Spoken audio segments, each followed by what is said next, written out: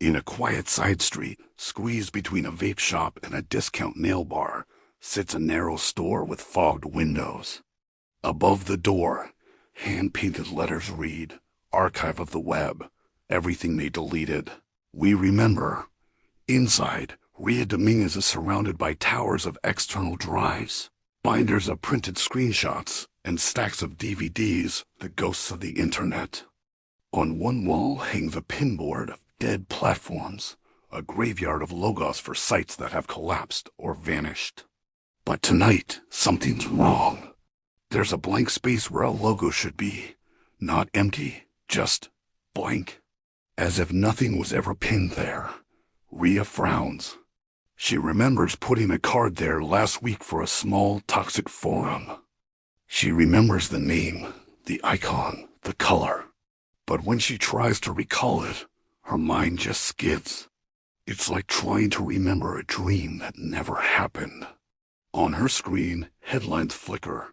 Archive login pages now show generic 404 errors. Her backups are corrupted, glitched into static. It's as if something is carving pieces out of the internet. Clean, precise, and final. High above the city, in a glass-walled office, Elias Vane, CEO of the social media giant VaneNet, watches his empire. Tonight, he is launching a new feature, a system that can predict what you all click before you even know yourself. He taps a tablet, and a holographic map of user activity blooms in the air. Then it stutters. Entire regions of data blink black. Platforms that were integrated into his ad network are just gone. The names smear into unreadable static. A cold ripple goes through the room. For Elias Vane, missing data is worse than a power cut. In the gaps, something moves. In the fiber optic spine of the network, the wipe stands, their coat drifting as data rushes past like light-speed rain. They were once a moderator, drowning in the internet's filth, thinking, some of this should never have existed at all. Then the fracture hit, and the universe answered. Now, with an outstretched hand, the wipe can erase a platform not just from servers, but from memory. They start small, a hate site, a doxing board. Each disappearance feels right, clean. Tonight, the wipe targets one of Elias Vane's biggest acquisitions, a short-form video app that thrives on outrage and harassment. The wipe's fingers curl, ready to erase it all. Back in her shop, Ria's drives spin up on their own. Her offline index flashes warnings. Her entire collection of videos from that very platform starts to glitch. Folder names smear into blocks. This isn't just a server wipe. Something is reaching into her backups. Ria slams an emergency switch, cutting her shop off from the internet completely. The glitching stops. She exhales, realizing she's clutching a printed screenshot. It's a single frame from a video on that platform, evidence that helped convict someone. If that site vanishes completely, what happens to proof like this? In the digital spine, the wipe hesitates. Ria's offline archive is a blind spot, a fuzzy space in their perfect circuit. Still, they reach for the platform's sigil. In Elias Vane's office, every screen goes white. People across the city blink, vaguely aware something is missing from their phones, but unable to name it. When Elias tries to check the analytics, his system acts as if the product line never existed. Even his own staff look at him blankly.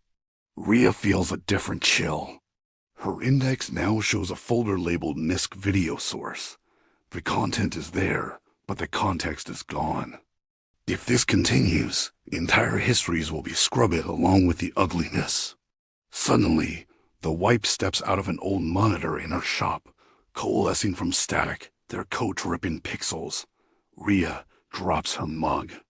"You're what's breaking my logs," she says, her voice tight. "I'm fixing your world," the wipe replies, eyes flickering with code. "Some platforms are cancers. I'm cutting them out." Ria gestures at the binders and drives. You're cutting out evidence. Abuse reports, voices. You're not just deleting harm, you're deleting what proves it happened. You erase the wrong platforms, and one day some bastard will say, that never happened. And the internet will agree with him. For a moment, they stand in the cramped shop, surrounded by the hum of offline drives. Here, in this analog bunker, the wipe feels a strange limitation. They lower their hand. What do you suggest? Rhea places a fresh hard drive between them. You keep doing your surgical strikes, but you leave shadows, ghost entries, hashes, enough that an archive can say, there was something here once. And this is what it did. You don't get to burn the library and then tell everyone the books were poison.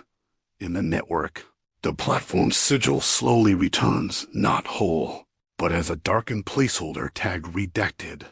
The wipe's power shifts from total erasure to controlled annihilation, leaving scars. This won't make me popular, they say. It'll make you useful, Rhea answers. The wipe steps back into static and vanishes. Outside, people struggle to remember the name of an app that has fallen out of time. But elsewhere, another power watches, amused. For them, the real prison isn't deletion, it's endless, inescapable simulation. To see what happens next, continue with Episode 7, Simcaster.